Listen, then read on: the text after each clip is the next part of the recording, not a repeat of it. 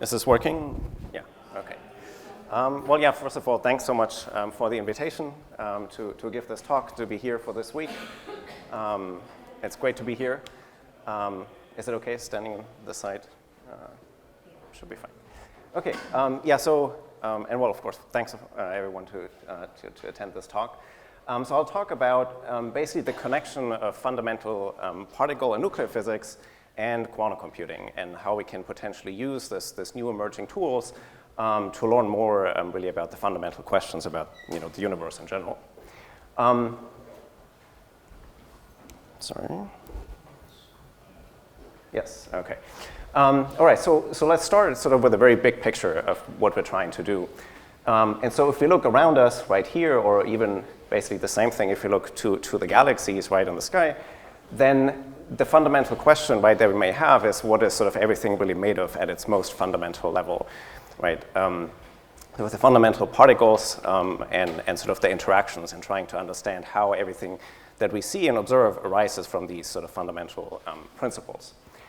And of course, we've made quite a lot of progress in the last decades in particular. So if we start, for example, with microscopes, right, and we take some ordinary matter, right, and we look at this, right, and we look at, say, even smaller distance scales, right, we're going to find eventually that it's made up of molecules, which themselves, again, made up of atoms. And these are, of course, already very small distances, right, 10 to the minus 10 meters. But we can go even further, right, by looking inside these atoms, and then what we find, or what Rutherford found in 1911, by making these kind of backscattering experiments, we find that the atom is actually made up of a nucleus that is, again, four orders of magnitude smaller than the atom itself, right? And basically all its mass, 99.9% of the mass of an atom, is contained in the nucleus, right? That's why you get these kind of backscattering effects over here. And so we can go a few more steps. We know by now, going back to these kind of alpha or kind of decay observables or measurements of nuclei, we know that any sort of nucleus is made up of protons and neutrons. So that's basically the building blocks of also heavier nuclei, right? This can go up to, say, 200. For lead nuclei, right, we have 200 of these all sort of clumped together. And that's basically goes back to these discoveries, in particular also from Chadwick, who discovered the neutron. And then we can go one step further. We can look inside these protons and neutrons. And what is sort of what I'm trying to illustrate here is that there are basically, in particular, three particles in there. There are quarks. There are different types of quarks. And then there are also gluons that basically are the interaction between the different quarks and gluons that make up the proton. And so we know about this, that goes back to Feynman and Bjorken, from high-energy scattering experiments. So what was done in the 60s and 70s is that people scattered electrons off a proton target. There's basically an interaction here with an electromagnetic probe or a photon. And that basically allows us to look inside the proton. And basically what happens is that the proton breaks up, and then we look at all the fragments of the proton. We try to reconstruct what's sort of inside that proton. And so since then we know that, and that's as far as we know right now, these are elementary particles, right? We don't know any further substructure of these particles, is that basically all of this arises from the fundamental interactions between quarks and gluons. And so we've known that for quite a while now. The theory that describes these quarks and gluons is QCD, or quantum chromodynamics. It's not the only interaction, it's a strong interaction of the standard model of particle physics, but there are a few more things. All of this is summarized here in the standard model of particle physics. We have actually in total 6 different quarks. So it's an up and down quarks over here. They're sort of the standard quarks. But there are also much heavier ones, right? Some of them are heavier than the entire proton. For example, the top quark over here. Then we have the gluon, that's basically the force carrier, and I'll say more about these different things later on. And in addition to that, we have leptons, electrons, and so on, neutrinos.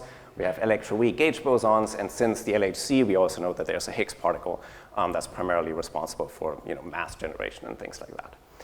So these are basically the fundamental building blocks. And we've known, in particular, about QCD. We've known this now for basically 50 years. So of course, the question is, what else is there, right? Or what are the big questions? And so the way we probe this experimentally is basically similar to these experiments that were done in the 70s. So we accelerate particles to very high energies, and we let them collide. For example, here at the Large Hadron Collider at CERN, that's the highest energy collider that we currently have, goes up to 14 TeV, where you can accelerate protons and also heavy ions, and then you bring them ideally to head-on collisions. And we'll later look at how that happens in more detail. And that basically allows us to look at these very, very small distance scales, right? Basically down to 10 to the minus 20 meters. And there are similar colliders also here in the US. For example, there's a relativistic heavy ion collider at Brookhaven. It's a lower energy collider. It has sort of a different focus, where I can look at, for example, the spin of the proton. And here, that's basically where I'm working at, where I'm on the theory side, but there's a lot of experiments going on at Jefferson lab, where you basically have fixed targets here, and they shoot an electron beam on that target, and that again allows you to study various aspects of the proton structure, quarks and gluons, and their interactions. All right, so let's take a look at how these collisions happen. So here's an animation from the LHC, from the tunnel, how these protons are accelerated, right? You see these 3 quarks in there, up and down quarks.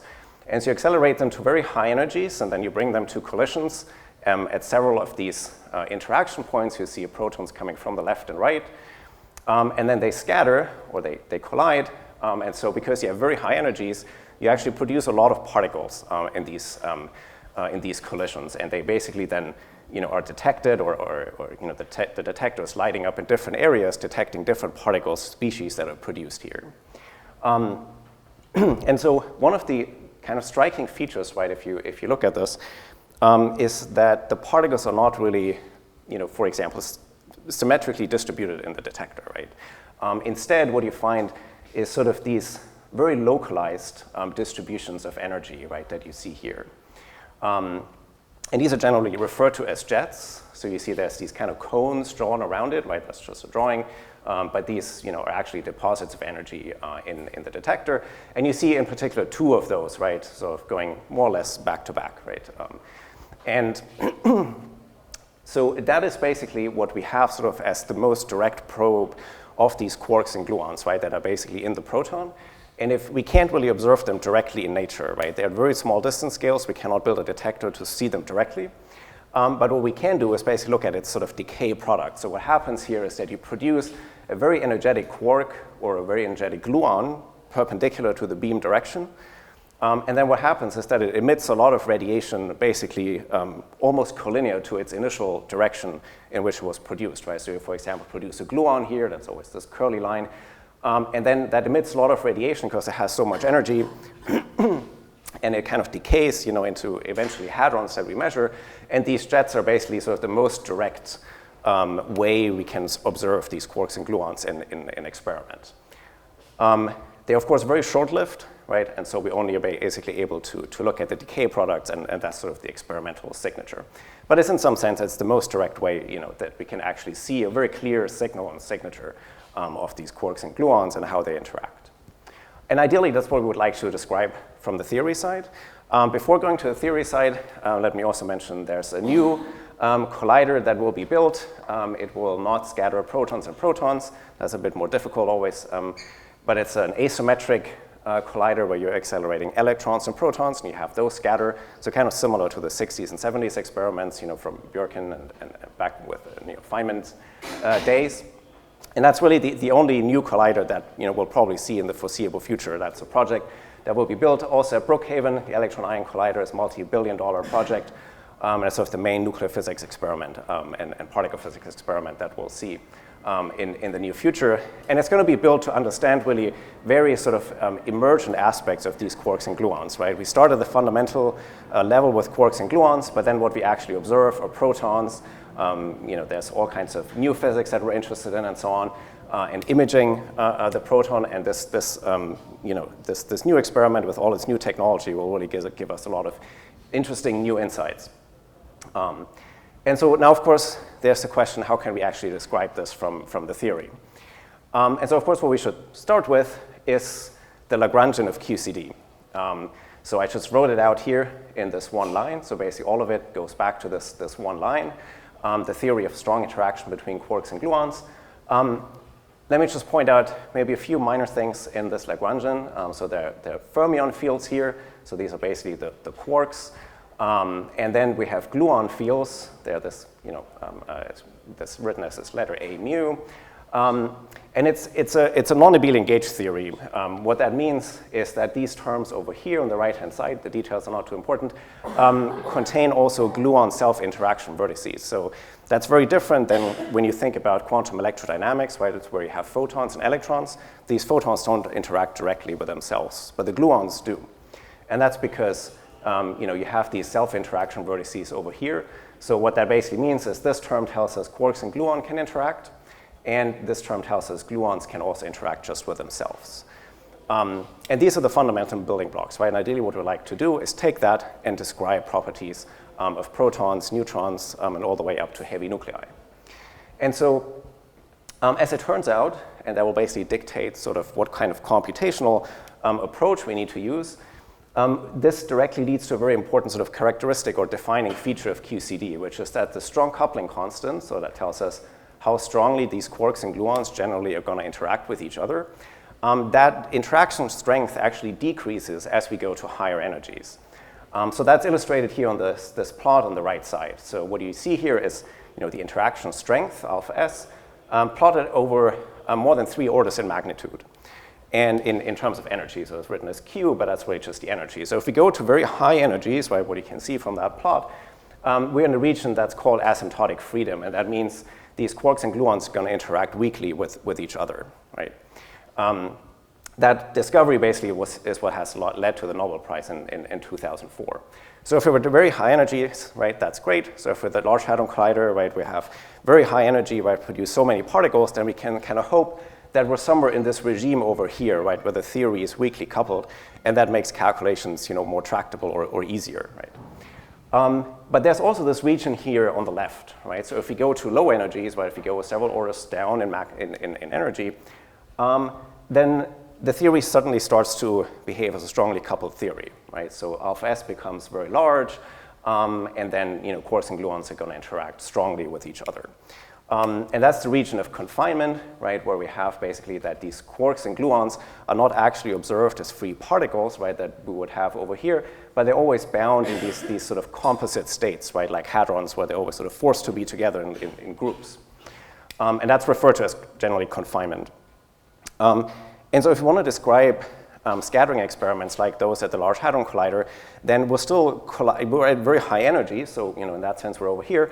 But what we are colliding are, of course, protons, right, or heavy nuclei and so on. And these are, essentially the bound states. And also what we observe in experiment, right, what you saw in the animation before, what we actually observe in the detector are protons, pions, and so on, right? And so we're always also going to be sensitive to this region of confinement, right, where the theory is strongly coupled, and it's sort of much harder to do calculations. Okay. And so depending on whether we're over here in this weakly coupled or strongly coupled regime, or maybe sensitive to both, that basically dictates how we have to do calculations. And there's basically these two categories. If we're only sensitive here to this very high energy, right, then what we can do, if we're interested in writing down a cross-section, right, where a cross-section is basically something that just tells us how likely is something going to happen, right? For example, before you saw these 2 jets that are being produced, and we want to know how often does that happen. That's basically a cross-section.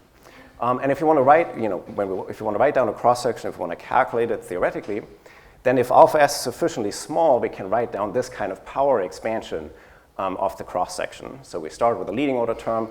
The next one will be suppressed by alpha S, and if alpha S is something like 0.1, right, then that's like a small correction. And you sort of can keep going, right? And what you need to do is basically evaluate these kind of Feynman diagrams, and you sort of calculate order by order. There's a lot of these diagrams. These calculations are hard to do, trying to calculate more of these coefficients here in this series, right, to get really precise predictions. But in principle, we kind of know how to do it, right? It's something, if we're in the perturbative regime, we have this tool of doing a perturbative expansion, and that simplifies our life. However, if we're now sensitive also to this region over here of confinement where it's large, right, say alpha s is an order 1 quantity, then any of these terms here that still appear in this series, right, are also going to be large, and I would have to take them into account. And that basically means this whole approach kind of breaks down. And so that means we're in a non-perturbative regime, right? These kind of perturbative techniques are not applicable, right? We can't really work with Feynman diagrams to describe scattering. And so instead, what we would like to do is to use a non-perturbative method and to do this, with numerical simulations. And so I'll talk about this more, but basically the idea is to discretize the quantum field theory, to discretize QCD on a lattice. So instead of having sort of a continuum theory, right, like we sort of experience it right in nature, what we'll actually do is to set up a lattice structure, and the quarks and gluons are only allowed to live on these lattices or the links between different lattice sites. Now it turns out that's in principle a very good idea, and actually goes back to the 70s. That was developed by Kogut and Susskind in the 70s. But it turns out if you want to describe real-time dynamics, meaning scattering that evolves in real time, right? It's not a static process, right? It's something that sort of happens dynamically, right? Then it turns out these kind of simulations are not really tractable with classical computing that we have available at the moment, or that we are sort of used to. And that's basically the hope, and so that's sort of where quantum computing comes in, right? That potentially in the future, right, if you have really good quantum computers, right, we'll actually be able to evaluate QCD and anything sort of non-perturbative at these very low energy scales, right? That's where we currently don't really have even a method to start with, right? If we're specifically interested in describing scattering experiments that come out of, say, the LHC or the future electron-ion collider.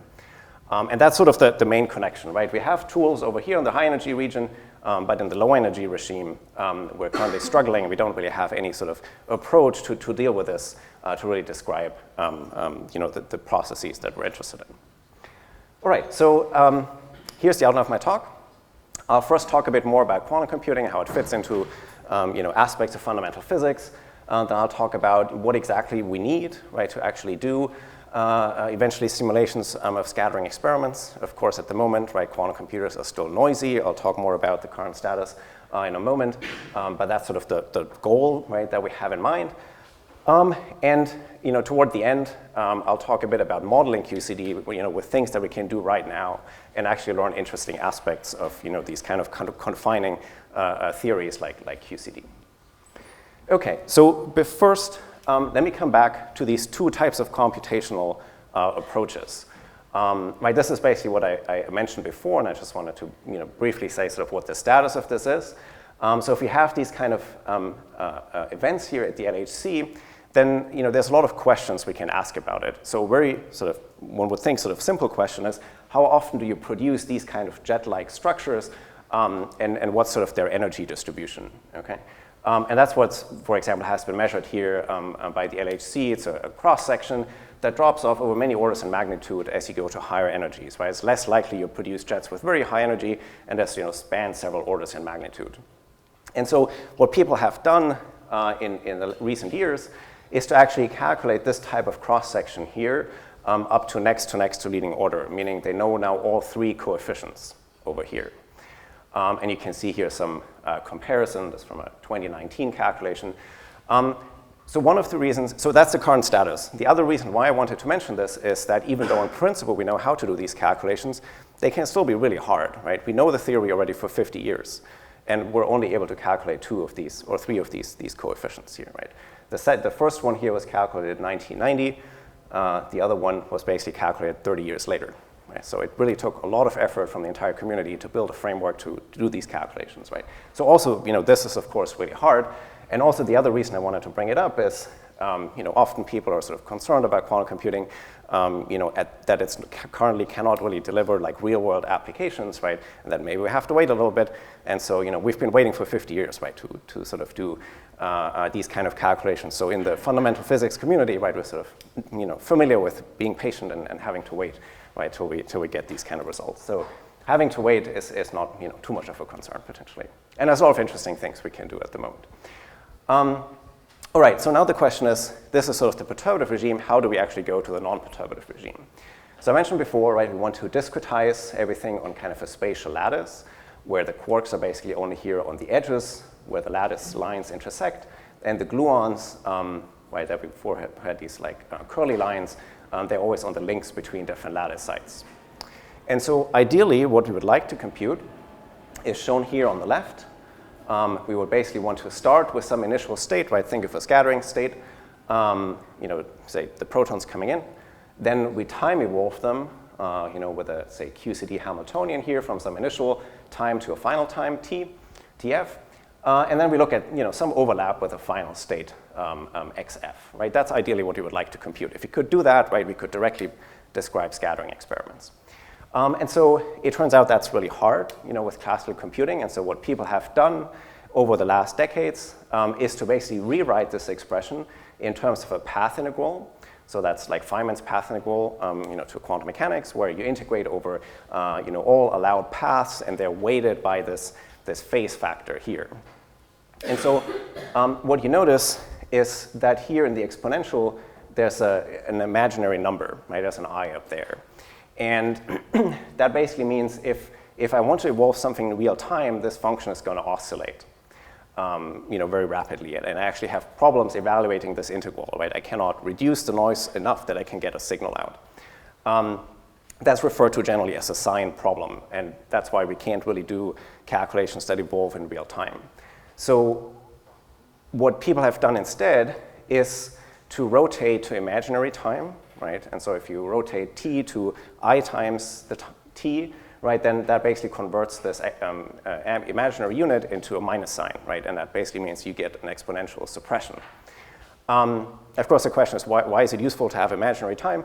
Well, it's not useful if we're interested in real-time dynamics, but it is useful, for example, for things that are static.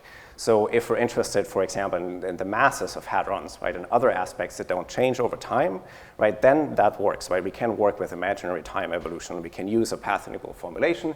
Then we can consider this basically as a probability distribution that we sample from. We can do importance sampling. We can calculate correlation functions of this, and we can extract hadron masses or the QCD spectrum. So that's something that works very well. So as long as we're not interested in sort of dynamical processes, we can switch to a path integral formulation, and we can evaluate static quantities like hadron masses. And that's something that people have done, right, in great detail using exascale computing, and there's a lot of effort going on in general in the field to use this path integral formulation. And so if we're, however, interested in real time, right, or if we have something, for example, like a finite chemical potential that also introduces an imaginary part here in the lattice action, right, it's the lattice action S up here, then that approach basically doesn't work anymore. There's some small things one can do, but in the end, it can't really extract large-scale real-time dynamics. And so the idea now has been to basically go back to this original formula here on the left-hand side and try to just evaluate this directly. And this is something that's much more sort of amenable to quantum computations, right? I'll talk more about this, but you basically do a unitary time evolution with your quantum computer. That's something, so a unitary evolution is all that a quantum computer does. And then you perform some measurements, right? So that's more amenable to a quantum computation. So basically want to go back to this Hamiltonian formulation of lattice field theory that actually goes back to the 70s, and which was to some extent kind of abandoned, right? Because it just turned out to be classically really hard to do. And I'll say more about why it's so difficult to do and actually intractable with classical computing. Okay, so coming back briefly to the big picture, right? I've been talking about these real-time dynamics that we'd like to solve and do computations of to describe scattering experiments at the LHC.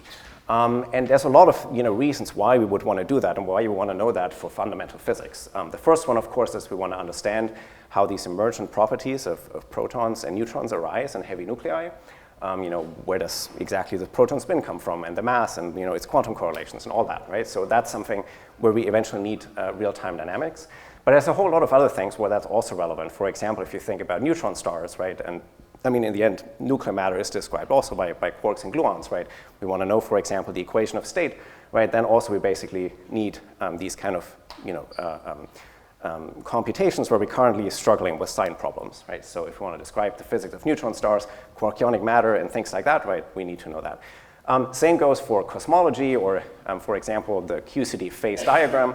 It's just a small diagram here, but basically want to know what is the the structure of matter if I heat it up or if I have, finite chemical potential. Is there's like a critical point here, right? That's one question.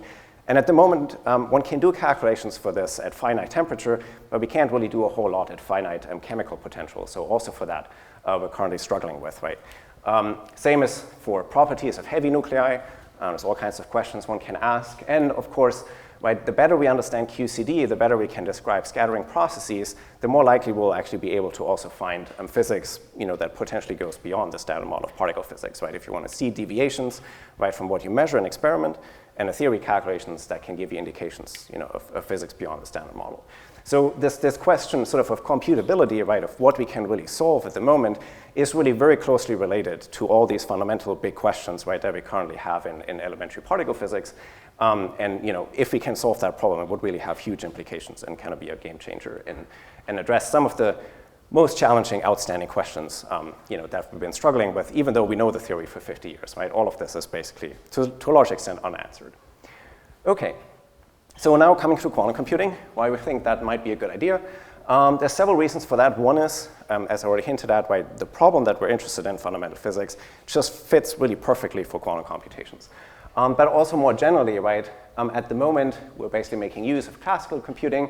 There are, for example, some pictures here of exascale computing at DOE national labs in the US, but of course also plenty of them here in Europe. And we had kind of Moore's law, right, over the last decades that, the computing capability of classical computing sort of doubles, in a sort of a regular time schedule. But you expect that kind of to flatten out, right? We may not see that kind of progress in the future. There are certain limitations to that. Various other sort of measures, right, of how you build fast computers have already tapered off to some extent, right? And so the hope is that, eventually want to make use of quantum technologies, right, and really build much better computers that allows us to address, of course, not just fundamental physics questions, but really a lot of other questions, right, that we have and that we would like answers to. And so in the last years, we've really seen a lot of progress in quantum computing, sort of generally speaking, right? Here are some of the, I don't know, maybe milestones, right? For example, here on the left, there was a paper in 2019 by Google that, was sort of claimed for the first time a quantum supremacy experiment of, in particular, what's called random circuit sampling. That's their picture of their quantum device and the qubits on this lattice grid. This is an example of an IBM device in a Nature paper recently where they explored the utility, right, of currently existing technologies. So at the moment, right, these qubits that you see here, they have noise, right? So it's, a little different than the way you have to do computations at the moment compared to classical computing, right? You have to worry about noise and decoherence and things like that. But they're basically hinting at, there's potential applications already sort of in the very near-term future. The longer-term goal will also be to quantum error correct our qubits. So you're basically grouping together a bunch of physical qubits, and they're supposed to give you a logical qubit. That can be done, for example, with so-called surface codes that you have to scale up, and where you're basically using more and more qubits, and that just basically represents a single qubit, right? But it's error corrected. And so people are getting pretty close to sort of this break-even point, right, where you add more qubits to your logical qubit. And these additional qubits that you add also have noise, right? But the overall error actually, starting to reduce then of the logical qubit. And so people are really getting, in this region of this break-even point. And there's also results here from the Yale group in sort of a similar direction. So we're making a lot of progress on the sort of technological side. Now, sort of in general, right? If you want to do quantum computations, right? Our elementary units of computation are not classical bits that can be either 0 and 1, that can be on or off, right? Instead, what we have are qubits, or what also exists are so-called Q modes. Let's start with the one here on the left. So as opposed to having computational units that are 0 and 1, they can now be in any superposition here on the so-called Bloch sphere. So we can be in any superposition state between 0 and 1. And they can also be entangled with other qubits, right? So that will also allow us, or that's sort of the essence of actually doing large-scale computations. There are various, sort of platforms that people are working on to actually, realize this at large scales. There are superconducting transmons, There are trapped ion devices, and there are topological qubits also that people explore. Each of those has sort of their own advantages and disadvantages, and of course the question is which of those can really scale up eventually and deliver these fault-tolerant quantum computers in the future. So what I'll talk about in particular is so-called digital gate-based quantum computing. There's always these kind of diagrams here, right, where you start with some initial qubits, you apply gates to it, Hadamard gates, C0 gates that you see here, and eventually you'd perform a measurement, right? And so in principle, you can do any computation with this, right, with this gate-based model of quantum computing. The question is just how fast can you do it, and can you potentially do it much, much faster than a classical computer could do it. So this is sort of this area of discrete quantum computing, right? When you perform a measurement, you're still going to get out a 0 and 1, so that's referred to as the discrete variable model for quantum computing. And there's also another one here, which is not quite as much discussed typically, but that's so-called Q modes. That's, for example, available on photonic platforms. It's also available on trapped ion devices to some extent. It's a little bit different than the qubits in the sense that you have sort of a whole oscillator here, right, that basically allows you to access, in principle, an infinite dimensional Hilbert space. And so here, in that case, the computations are a little bit different. The way it's set up, you still have gates, right, similar to these, but they're called somewhat differently now. They're called beam splitters and squeezers and rotations and so on. So it's somewhat similar. They're sometimes a little tricky to deal with compared to the qubits over here. But they may be very useful actually for simulating the quantum properties that we need in fundamental physics. And because we have this infinite state, that's sort of referred to as continuous variables quantum computing. So both of these will probably be very, very relevant, and we'll see how these technologies evolve in the future. Okay, so now let me move on to sort of the connection of specifically asking, can we simulate scattering processes at the LHC, and what would we need to do that? And so here it's useful to think about computational complexity. So this is something you may have seen several times before. This is a figure adapted from Scott Aronson, where sort of all the problems that we can think of are located in one of these areas. For example, all the problems that we can solve efficiently with with classical computing already are in P. All the problems that we can solve efficiently with a quantum computer are in BQP. So for example, Shor's factoring algorithm is in there. And then there are other problems over here that are in NP, or that the hardest ones that are in NP complete or even outside. Those we actually don't expect that we can solve efficiently with a quantum computer, even though there are questions about it. But we sort of expect that we can expand the reach of classical computing to some extent. And so the question is, if you want to think about scattering processes, where is that problem here on this diagram, right? Is it something, I already mentioned, right, it's not in P, so the question is it in NP, or is it in BQP, or even could other classes like QMA and so on. And in general, for QCD, we don't actually really know where it is right now. So that's one of the big open questions, right? Can we formulate efficient classical, quantum algorithms to really understand in what complexity class we should really put it? And that's what I would say really is one of the big, open questions. The reason, though, that people are really excited about this is because of this work by Jordan, Lee, and Preskill. They wrote several papers sort of in this direction, where they showed that if you say not interested in specifically QCD, but if you're happy, looking at scattering experiment and scalar field theory, so you basically want to, calculate this transition amplitude or squared, where you prepare scalar fields in the initial state. So think of, say, wave packets as opposed to protons, right, in the initial state. Then you time evolve it by some time evolution operator, and then you measure whatever comes out. And if you want to sample efficiently, and it turns out you can't sample efficiently from this probability distributions with quantum computers. So that is a problem that really is in this complexity class BQP, and that's something that means we can do it efficiently with a quantum computer.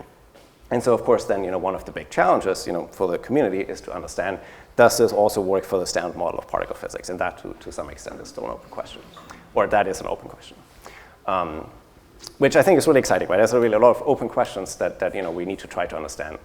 And so the way they set up this, or the way they proved that this is a problem in BQP, is again going back to the Hamiltonian formulation developed by Kogut and Susskind. And so here's on the slide, I want to highlight a couple of features of this. So what they did is to look specifically at scalar field theory, right? This is a simpler field theory, it's not QCD. But we could imagine, also performing scattering experiments, at least theoretically, right, with a scalar field theory. And so this is the Hamiltonian, right? It's relatively short. You have your scalar field phi, it's massive. There's a conjugate momentum here, and in particular, it's a scalar phi-4 theory, so there are interactions between the scalar fields that are proportional to some constant lambda. And so, what they then do, using Kogan and Susskind, they discretize the field phi on a spatial lattice. So, for example, think of this 2D lattice here, right? So that basically means now we're not allowing x to take continuous variables, but we only allow it to take values on these discrete sites, right? That we label, say, from 0 to L minus 1, the total lattice has length L. And that means we only need to associate field values at these discrete lattice sites, right? So for a real scalar field theory, what it does is basically assign a real scalar value at each lattice site x over here. And so we discretize it in that way. And then we still need to do an additional discretization, which is the field value, right? So in principle, this can be any real value for a real scalar field theory. And we also have to discretize that, right? Say 0, 1, 2, 3, 4, right? And then we have to also put an upper cutoff lambda, and we have to truncate that local Hilbert space. And so from here, we can see why this is such a difficult problem, right? We have a potentially very large lattice, and at each lattice point, we still have an infinite dimensional Hilbert space that we have to truncate. And so this is one of the main problems, right? Having a locally infinite dimensional Hilbert space at each space point. And so if you then want to recover, the continuum limit, right, QCD, or in this case, scalar field theory, to actually compare to experiments, we have to take certain limits, right? We have to take the infinite volume limit, right? So L has to go to infinity, the upper cutoff has to go to infinity, and also the lattice spacing A has to go to 0, right? So we have to take all these continuum limits to actually then compare here to this. Of course, we're not going to actually take it to infinity, it just has to be sufficiently large, but then, and there are a lot of subtleties to this, how to sort of get back to the quantum field theory. But the main point is that we start with the quantum field theory, we will write down basically a lattice model for it, and then there has to be a way to sort of get back to it. And that's basically what they did to prove that this is something that can be done efficiently with a quantum computer. So here's the whole layout of the simulation protocol. We digitized the field theory on a spatial lattice. That's basically what I showed in the previous slide. Then we have to prepare these initial state wave packets, right, that are illustrated over here. That can be very tedious in scalar field theory. Then you have to time evolve it. So you have to evolve them, let them evolve in time, scatter, and eventually you have to perform a measurement of what comes out of the scattering process. So in some sense, it's really directly mimicking the experimental setup that we have here, right? At the LHC, we have these incoming protons, they scatter, they produce something, right? If you would basically like to compare, say event by event, right? Then we could in principle do that from this kind of simulation, right? And it would be really like a universal way of comparing, high energy scattering experiments to quantum simulations. And so what they showed is that it's in BQP, meaning it's efficient with a quantum computer. What that means here specifically is that the dependence of the algorithm will scale polynomially in all aspects of this calculation. So for example, it will scale polynomially with the energy or with the lattice size and so on and so forth. Versus if you try to do that with a classical computing, there will be an exponential scaling. And actually, they were able also to show here in a later paper that this is a problem, like simulating scattering and scalar phi-4 theory is actually BQP complete, meaning that it's really intractable with classical computing unless the entire complexity class of BQP is equal to, well, BPP, meaning classical computing with random numbers, right? So this is really a hard problem to do, but it's one that we really can't do efficiently with classical computing, but we can do it efficiently with a quantum computer. So it's really sort of one of the perfect fits, right, that we have for the use of quantum computing in the future. Okay, so one of the issues, and that's where a lot of sort of effort is going on at the moment, is while I said indeed this is the algorithm scales polynomially in the energy, it's still not a very good polynomial, right? Maybe it scales like something like the energy to the power of 8 or so, right? That's still not very good, right? And that basically means we would ideally like to stay at relatively low energies as opposed to simulating maybe the entire scattering process at the LHC, which is at really, really high energies, right? And so one of the things is, that we would like to ideally stay at relatively low energies to actually do these simulations. And that's of course okay, because we already know, right, we have these perturbative calculations, right, that people have been working on for the last 50 years, right? At high energies, we're already pretty good at doing calculations. So let's just continue to do perturbative calculations at high energies, but at low energies, let's try to use a quantum computer. And so you can see here an example from the Berkeley group that thought about it from this perspective. And also people here in Bilbao thought about this, which I have on the next slide, where you can write out again this cross-section, right, that tells us, for example, how likely is it that I'm going to find these two jets here.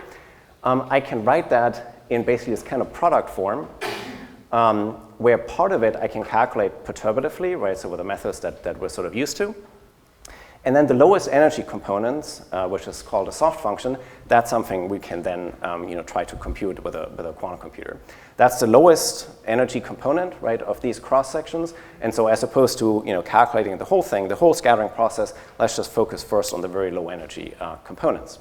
And basically what they would need to calculate, as opposed to calculating the full scattering, is still something that looks like this, where you have so-called Wilson lines over here, and there's some time evolution of that.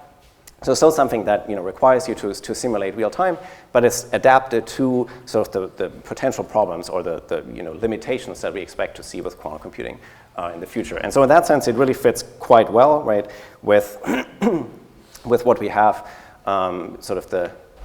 Sorry, Cass. And the real lighters, what type of detectors are used to detect the jets, and how do you distinguish between, because it's like... Right. You mean what kind of detectors are used, or? Yeah. Right. So here you have a bunch of different particles coming out. Right. There's like electromagnetic things, right, like electrons and muons that come out. There's hadronic particles like pions and protons, right? And so each of those basically have to be detected in different parts of the detector. So for example, muons are detected really far away. Others like electronically or hadronic calorimeters are further, closer to the detector. And so this way you can sort of figure out, all the different, well, ideally at least, right? You can figure out all the different components that come out. And so to measure a jet, you really have to, basically get ideally all the particles, right, that go in one particular direction. And then you sort of know that there's probably been a quark or a gluon in this direction. Does that answer the question? Okay, cool. Yeah, thanks. Okay, so in particular, using a tool called soft Kernel effective theory to do this type of decomposition. And so it would be kind of a hybrid approach, right, of perturbative techniques that we've developed over the past decades, and together and combine it here with quantum simulations. Quite related to this, and sort of a second example in this direction, is to think back to these experiments that were carried out at SLAC in the 60s and 70s, or the Future Electron-Ion Collider, where we're not colliding protons, but we're scattering an electron off a proton target. So that's kind of Feynman diagram. And what these QCD factorization theorems, similar to the one that you saw on the previous slide, right, that basically tells you how to separate this kind of cross-section into different components, we can have, for example, something like this, where we have a so-called parton distribution function, then we have a Hart function and a fragmentation function. And so what this allows us to do, and although that's a little technical, is to separate perturbative and non-perturbative dynamics. So here we have a parton distribution function that tells us basically, how likely is it to find a particular quark or gluon inside the proton. That's an inherently non-perturbative object. Then we have here something that is purely at quark and gluon level. That's something we can compute perturbatively, right, with the techniques we know. And then in the final state, we have sort of a transition again from quarks and gluons to hadrons. That's again a non-perturbative transition. And so QCD factorization allows us to separate the cross-section here into different components, where quantum so what's interesting from the quantum side would be these two non-perturbative functions, left and right. And this is something we already know. It's important though to point out, like, these kind of things, right, where you can factorize a cross-section, right, that only works for very specific cases, right? We cannot ask too difficult questions. So we can only ask things that are sufficiently what is called inclusive. Okay, so we cannot ask, for example, the experiment, where are all the particles in the event, right? That is not what is called, that's an exclusive question where we can only ask inclusive questions. So here, for example, you might ask, where's only the electron, right, in the final state? Or where's only a single hadron, right, in the final state? For these kind of inclusive questions, right, where we basically just pick out a single hadron in the final state, right, you might produce 2,000 at the LHC, you just pick one, right, ignore everything else, right? In those cases, we're able to write down this kind of factorization structure. And so we basically would have to give up universality, right, at least sort of in the more near-term future. In the future, if we can really simulate the entire scattering process, it will be fully universal. But for now, we can make use of these QCD factorization theorems and at least answer some of the questions, hopefully, that we're interested in. And so this is also what the group here in Bilbao looked at. They specifically looked at these parton distribution functions. That's the function here on the left. And this is its definition, in all its glory, and there's different components in there. For example, there are quark fields, psi, there's some initial and final state, there's a Fourier transform, and there are also so-called Wilson lines, U in here. They basically make it gauge invariant, and there's basically like the time dependence in there, right? If this is not a static process, right? So it has, a dependence on real time, on dynamics, and so they thought about how, we can discretize this Wilson line, which is which goes into the definition of the PDF, and they did some calculations here with the Z2 gauge model. So it's not QCD, but it's a gauge theory where we can currently do simulations and look at the dynamics of this that will be relevant for quantum computations. And so this is, of course, really very promising, right, to use these kind of approaches, sort of hybrid approaches, combinations of perturbative QCD and quantum computing. So before moving on to the last section of my talk, let me briefly mention also something about these continuous variables. So I talked about this approach from Jordan, Lee, and Preskill, right, where they used scalar field theory, and then they had to put a cutoff on the local Hilbert space at each space point, right? That's in principle infinite dimensional. They had to put a cutoff there. So if you use Q modes or continuous variables, you actually only have to discretize space. So you leave time and the field values continuous. So you only have to evaluate as discrete space points. But you can, in principle, leave the field as a continuous variable. You don't have to put a cutoff there. And so if you do that, there's some illustration here how you do quantum simulations with these Q modes or bosonic modes from a paper by George Siopsis and Chris Wheatbrock, the CEO of Xanadu in Canada. And this really turns out to probably also really useful for simulating QCD. For example, these gluons, right? QCD is quarks and gluons. These gluons are actually somewhat similar to these scalar fields. They're also, in some sense, bosonic degrees of freedom. And so potentially, we can use this kind of technology to simulate, in particular, the gluon aspects. And so we've been thinking about this recently, right? Starting from scalar field theory. There's, of course, several steps, one sort of has to go through, right, to get to QCD, slowly building up the complexity of the theory. We looked in particular at a so-called O3 model, which is a non-abelian theory, so also QCD is non-abelian. It's not a gauge theory, though, so that would be sort of a next step, right? But we're basically able to show we can do some state preparation, we can do some real-time evolution for this model with just a purely Q mode setup, and that might be actually really useful to eventually simulate sort of the gluon aspects of QCD. So I think that's also potentially very useful. I'm not going to discuss too much about actual resource requirements that we would need to really simulate QCD. That's still an open question, and quite a few people are working on this, right? Trying to tabulate what are all the errors, right, and really coming up with a total error budget. So that's still very much an open question. It appears, of course, to really get like a quantum advantage, we may need really good quantum computers, and we may need a lot of qubits, and we may need a lot of gates that we need to apply, right? But it's still to some extent an open question. What people are hoping for is that the resource requirements are not all that different compared to quantum chemistry. That's sort of one of the more near-term applications of quantum computing. QCD is probably going to be more difficult to get a quantum advantage. But the hope is that it's not all too far away from quantum chemistry. And that's one of the very active areas of research that people are working on. And the numbers keep changing from time to time. And they usually come down, of course, right? And but that's something that's really still an open question. Okay, so from that's sort of the future goal, right? Being able to really simulate scattering experiments to address all these important questions. So is there something we can still do today? And I think I'm running out of time, so I'll try to be quick here. But let me just very briefly sort of motivate why we should actually already care about this right now. And this has like real actual implications on fundamental physics. So I want to show here an example which is called the Schwinger model. So you can see here the Lagrangian of the Schwinger model. It looks like QED, right, quantum electrodynamics. So we have basically electrons and photons. The only difference is that it's in 1 + 1 as opposed to 3 + 1 dimensions.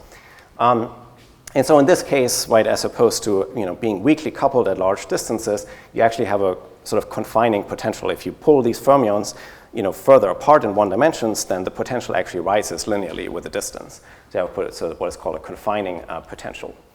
And that's why this is actually really interesting for QCD dynamics, right, where we are in a strongly correlated confining theory. And even before quantum computing became more popular in recent years, there have been actually a lot of applications of this in QCD phenomenology.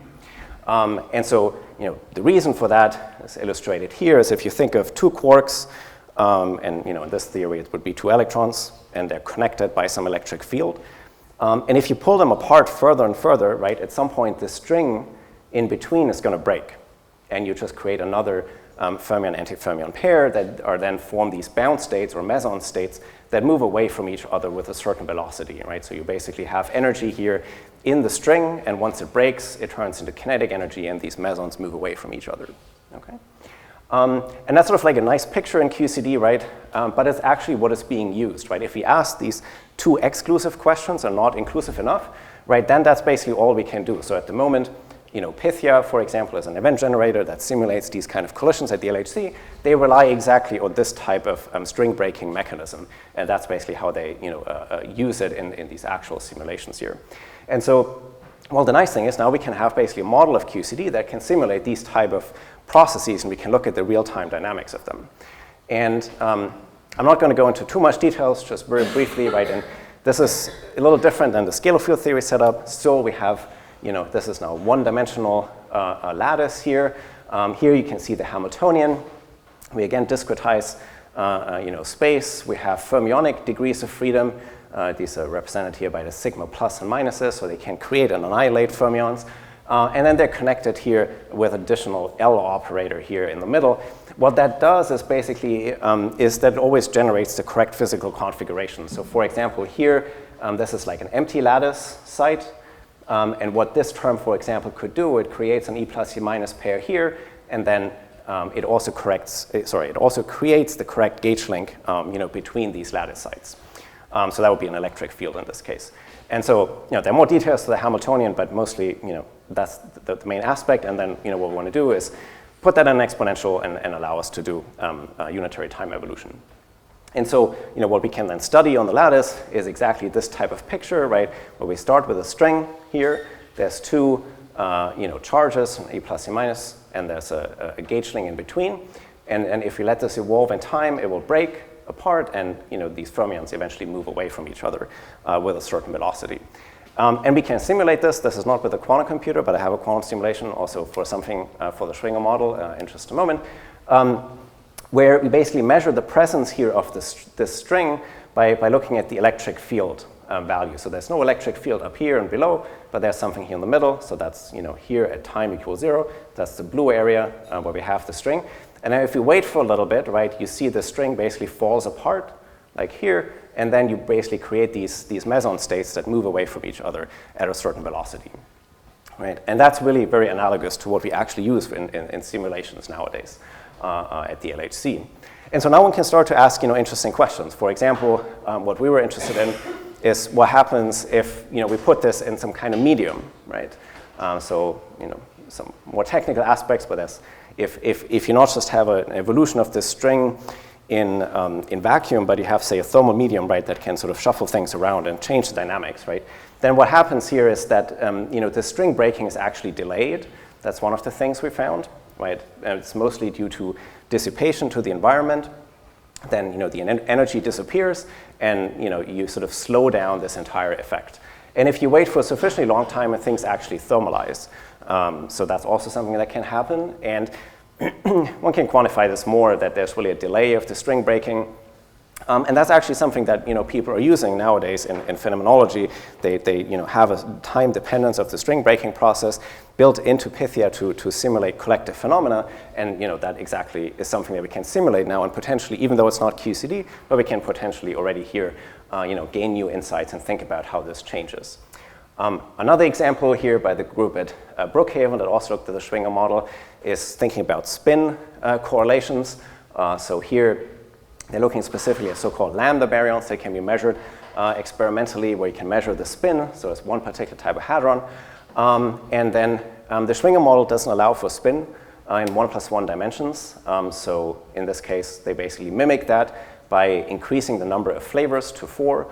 They took the Schwinger model Hamiltonian, added a spin Hamiltonian, or sort of as an effective Hamiltonian that gives you a spin-spin interaction. And then what they can look at is, again, this type of string breaking, right? So this is, again, coming in here, say, as an electron-positron scattering, and then you see here how the string forms, right? The quarks and gluons, the quark and antiquark go away sort of in opposite directions. You see here the formation of the string and sort of how it expands, right? And as it expands, you have more and more particles that are created sort of along the string, right? And then one of the interesting questions one can ask is, what are the correlations here between the spin of these lambda particles? That's something we can measure directly. And they looked at the spin correlation here, how it decays as a function of the distance of these particles. But it's something that's really directly accessible experimentally. And they also found interesting aspects of how these spin correlations are generated, and they find they're generated by in particular the light quarks. And that's something one can then go ahead and actually measure, right? So just by thinking about it sort of from this perspective of a Hamiltonian formulation of real-time dynamics and so on, we can already gain potentially a lot of insights now, because it's something we haven't really thought about since the 70s. So there's a lot of interesting things that we can do really today. It's also amenable to actual quantum computations today. So there's a recent paper by Martin Savage at the University of Washington where they simulated specifically the Schwinger model using up to 100 qubits. So what they did is to prepare, that's my last slide for the conclusions, they prepared the ground state of the theory using up to 100 qubits. They used one of the IBM processors here. Basically have this kind of one-dimensional lattice that sort of goes around the topology of the device, depends on the connectivity of the different qubits. And so the way they did that is, the way they were able to scale this up to 100 qubits is by thinking great detail about the correlation length that exists in the ground state of the Schwinger model that has a finite length, or it decays exponentially depending on the mass gap of the theory. They used the scalable variational quantum algorithms. Details are not that important for now, where they basically optimize parameters iteratively. So that's something that scales well. And then they actually have to correct for errors on the device by hand. So it's not a quantum error correction, but it's an error mitigation technique that you do basically classically afterwards. And so here's the result. They measured a particular observable. It's called a chiral condensate. Basically just tells you about the fermionic degrees of freedom of the theory. And the result is shown here. So the target result is the dashed line over here. So that's just done classically, right? And you can see here measured where they measured this observable for all the 100 qubits, right, of the Schwinger model. And as you can see, it's really within 1 sigma now of the target where it should be.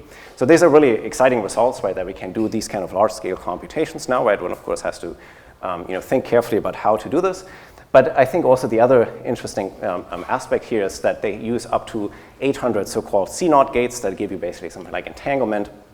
And that's really difficult to do often on existing devices. I remember just a few years ago when I tried something like this for the first time, we were struggling with 10 or 15 C0 gates. Now we can do 800, right, which is really amazing. So this is really a very important benchmark result, in the direction of actually quantum simulating some of these models that are relevant for fundamental physics. So this brings me to my conclusions. So there's a lot of progress, right, in quantum hardware. That was too fast. Sorry. What did I do? Okay. Right, this being sort of a prime example in our field. which is possible due to all this progress in quantum hardware and reducing errors, understanding errors, right, understanding sort of where to put effort. There's a lot of theory progress and a lot more that is needed, right, to really eventually simulate scattering processes and address all these open questions that we still have in the field. And it's really in a position to address all these really, really challenging questions in fundamental physics. And I would say already now, with these sort of smaller scale models of QCD, we already can get really interesting insights, and it can potentially guide sort of how we do experiments in the future, right, and what we're sort of looking for in experiments. So I think it's a very exciting time, to be in this field in general. So thank you very much.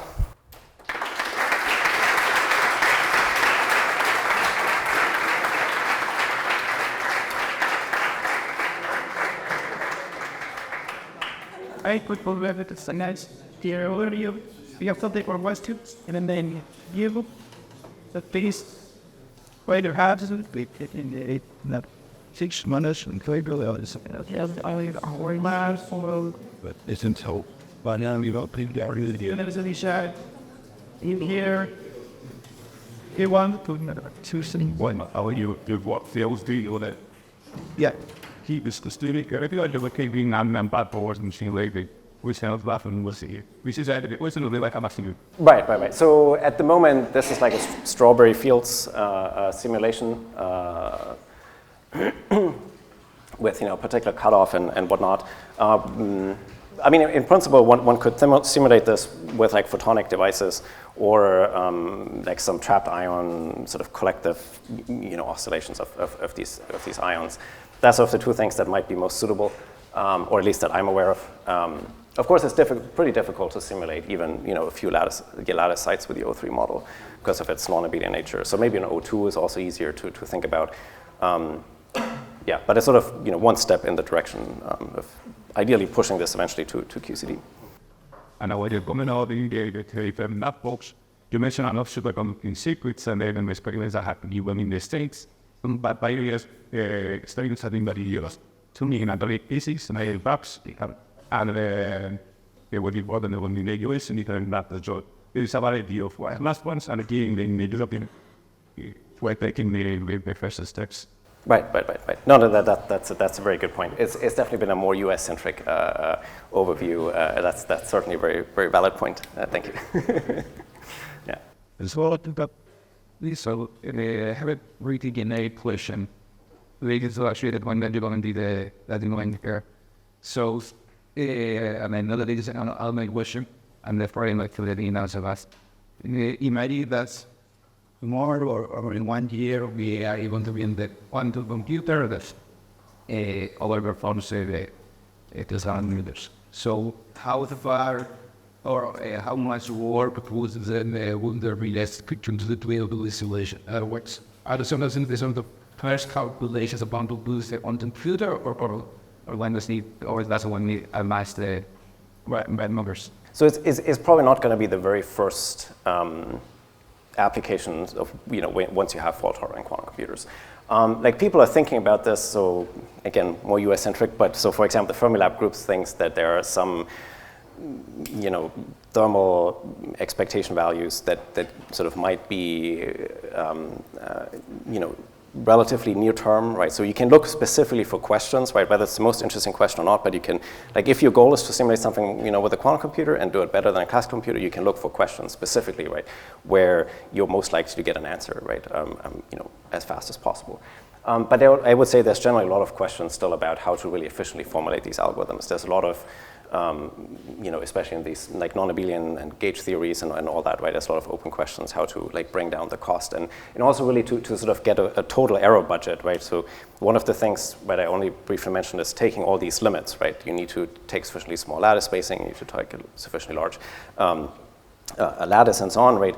And like there are errors associated to that, right? And like sometimes people, right? There's like Lucius formula and whatnot, how you can relate, finite volume quantities to the continuum, right? And so like bringing all of these things together, like evaluating the total error budget is something that's sort of, I would say, still outstanding. And it's one of the, things people need to work on, understand better. So I don't know if that really answers the question, but it's not the very first thing probably, right?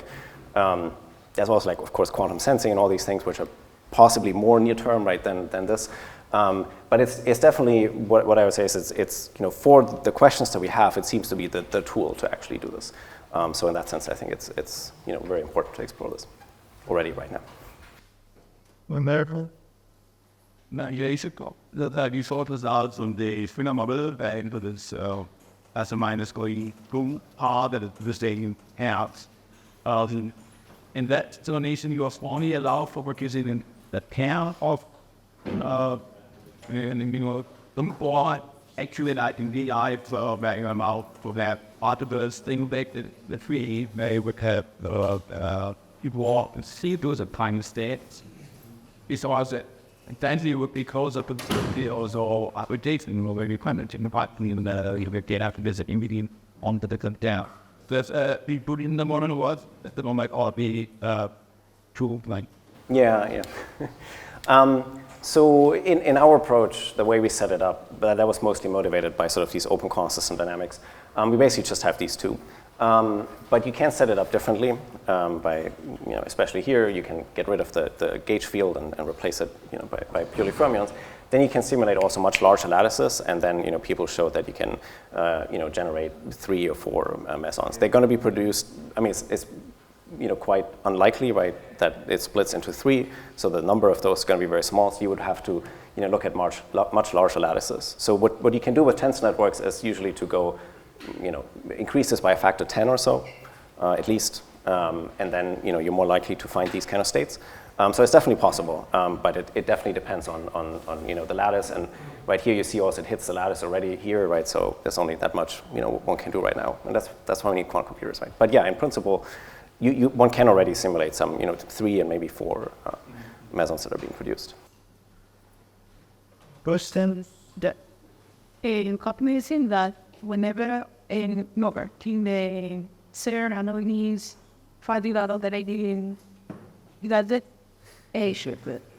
mentioned that whenever two atomic particles crash with each other, we can measure what we can see what type of atomic particles get out of it. So how we can handle the scientific measures which as we can see the how many measure on certain level in that because. Right. Yeah, so exactly. So you don't see the quarks and gluons directly, right? You only see sort of its decay products, right? But like in these jets, right, you can like relate them to, so for example, with perturbative calculations, right, you can predict how many jets you're going to find, right? Say purely from QCD, right? And so you can see if that matches, right? And then, for example, if there's like new physics there, right, then that could, give you an enhanced cross-section in some region or so, right? So if there's something that we don't know or don't account for at the moment in the standard model of particle physics, right, then we would see that by comparing experiment with a theory that we already know, right? So that's sort of a way to then account for something that's, that we may have missed in our theory calculation so far. But like the way, we do calculations is, or like the way the experiment is set up is really by measuring the hadrons and all electrons and all that, right, and measuring their energy and distribution and phase space and all that, right, and comparing that to theory calculations. And that generally works very well, but people are looking for small deviations or bumps on a spectrum and so on to sort of find new physics. Does that answer the question or not quite? What is the mode of crossing them? Is it to get to know where the features of this particle, or is it just to get to know what is a probability for them to crash? So the probability for them to crash, that's something that sort of experiments do they optimize it to crash as often as possible, ideally head on, right? Like the goal is or the reason one has to collide them is that's the only way. But you can think of it basically as a microscope, and the only way to see down to 10 to the minus 20 meters in distance, right, is to go to these very high energies and have them scattered. That's the only way we can really do it at the moment. And so we're basically limited by that, right? So we basically break it up, but then from the debris, right, of what you see, you can reconstruct what happened. And you have to do it statistically, of course, right? You can't sort of event by event say what exactly happened. But if you produce, for example, a Higgs particle, right, and you event average over everything that you've observed, then you see maybe a bump in some distributions because there was not just QCD, but there was also the Higgs particle, right? And so, for example, if there's another particle, you would also potentially see that, right? And so people look for these kind of bumps or anomalies and things like that, right, in these colliders. Does that, so yeah, think of it primarily, I would say, as a microscope, and sort of the only way we can do it at the moment is by, destroying things in some sense. In last year, I just want to comment and there are different aspects, of course. If you collide photons, then you collide particles they don't know the substructure. That in the microscope is the transient that you want to see what happens when they collide and what comes out. And on the debris, you can study actually the full factor. The primary one I thought about for the LHC is a different one. It is colliding photons with very high energy because the higher the energy is, the higher the mass can be of the new particles you produce. So if you want to look for new particles, they have a certain mass, and that mass corresponds to the energy. So you need to put light the photon with very high energy to produce new particles that may not matter in the universe. And that's the reason why you have the energy of very high energies, and then if you're lucky, you will find some of the volunteers. And that's why we are doing an simulation. We have to of the ozone to have viscosity in the water. So we need simulations because also if you want to find a new particle, you also want to know what you would see without the new particle. Because you have to basically, it's like if you throw a lot of balls together, then you expect certain distribution of all the balls at the end. But if you would use a new ball, then you have to compare that distribution of balls with the one which has no new ball. So you really have to compare what you expect from the theory that we know now with the theory that has a new particle. And that's the reason why you need a simulation, because we cannot calculate it at the moment. But you have actually a quantum computer who can calculate it in standard order right now and predicts very, very precisely how all the particles look like. Then if you have a measurement where we see something else, then it looks it is something that does not belong to the model. That is by what simulations. All right, so we're gonna know more urgent questions. Felix here. We're saying Felix again.